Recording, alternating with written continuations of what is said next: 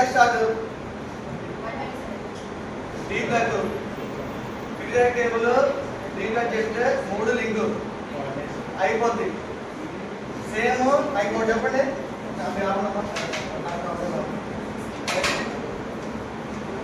ఇప్పుడు D block కి అతని డీలర్స్ అన్న తర్వాత కానీ ఇప్పుడు ఇది ప్రాసెస్ ఓకేనా? ఆ బుక్స్ ఓకేనా? మీరు ఓకే అంటే నేను మీకు డి బ్లాక్ ఇవ్వాలంటే ముందు రోజు మా 5 గంటలు కూర్చొని అది చేయాలి. అందరం చేసి టిక్లు పెట్టి ఫోటోలు తీసి పీడిఎఫ్ చేసి ప్రింట్ ఇవ్వాలి. ఇది ఓకే ఇది చేసే పీవీకి స్కోర్ అవుతుంది అంటే నేను మళ్ళీ సేమ్ డి బ్లాక్ ఇస్తాను. ఓకే డి బ్లాక్ మీరు ఆప్షన్ సంబంధం లేదు. ఖచ్చితంగా నేను Monday Tuesday theory part Wednesday exam పెట్టుకుంటా థియరీ పార్ట్ మీద. మళ్ళీ థర్స్డే ఫ్రైడే పీవైక్యూ సాటర్డే మళ్ళీ వాళ్ళ ఎగ్జామ్ పెట్టుకుంటాను. ఓకే సార్ తిన్నా ఓకే 20 25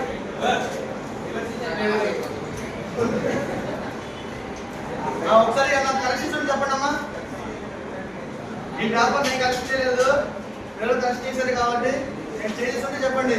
రైలు కొట్టిన తాపు కొట్టినా ఏమన్నా కౌంటింగ్ ఏమన్నా తప్పనియా లేవా? ఎదురుకి వెళ్ళవా? కరెక్టేనా? ఎందుకు వెళ్ళవా? ఎదురుకి వెళ్ళవా? చుట్టుకి వెళ్ళవా? విజిట్ చేయలేవా? అసలు వెళ్ళవా?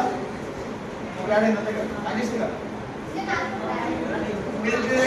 ఓకే నెక్స్ట్ జయంతిగా ఉన్నాను మాట చెప్పండి.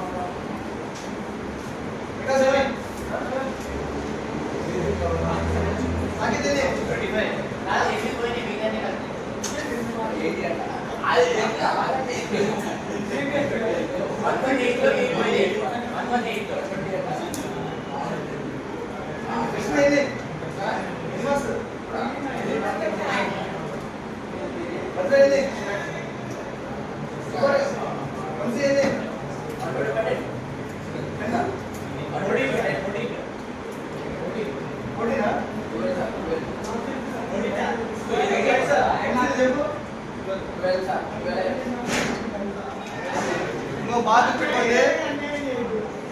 ఎంసెట్కి ఎంతమంది వచ్చినా మీ బ్యాచ్ వేరేనే ఉంటుంది. అప్పుడు ఇప్పుడు మీ 20 చాప్టర్స్ సర్వ్ చేయండి. అప్పుడు 20 చేసుకుంటే 40 మంచిగా అయింది.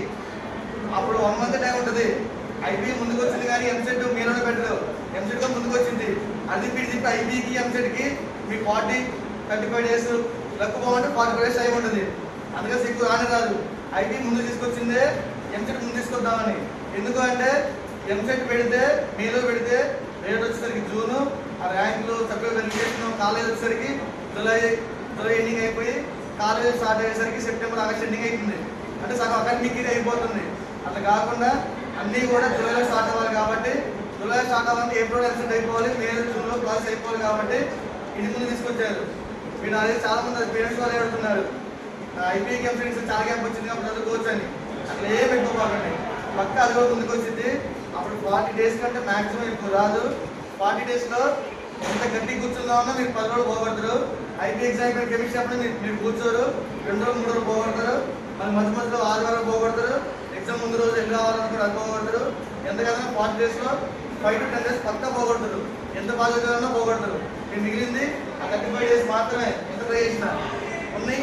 ఎన్ని చాప్టర్లు ఏం చేసుకున్నా మ్యాథ్స్, ఫిజిక్స్, కెమిస్ట్రీ కలిపి తక్కువ మినిమం 50-60 చాప్టర్లు చేయాలి.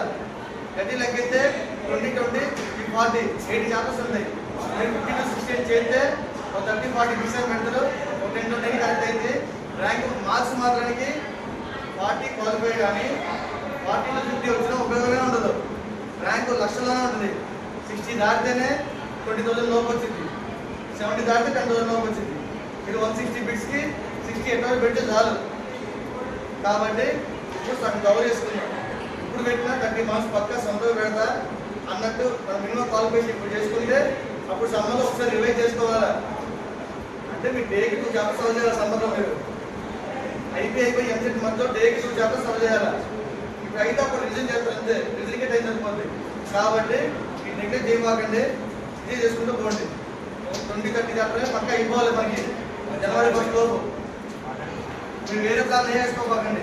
నెక్స్ట్ వీక్ మొత్తం థియేటర్ మీరు తొందరగా అయితే ఫ్రైడే 3 చాప్టర్స్ అంటారు. మీరు మంచి కోఆపరేట్ చేస్తే మండే ట్యూస్డే థియరీ పార్ట్ చెప్పుకొని వెన్స్డే థర్స్డే థియరీ చెప్పుకొని వచ్చి చేశారు. కాబట్టి ఎగ్జామ్ 1 డే కానీ ఆపుకొని ఫ్రైడే 3 చాప్టర్ మొదలు పెడతాం. ఇంకా అన్ని డౌట్స్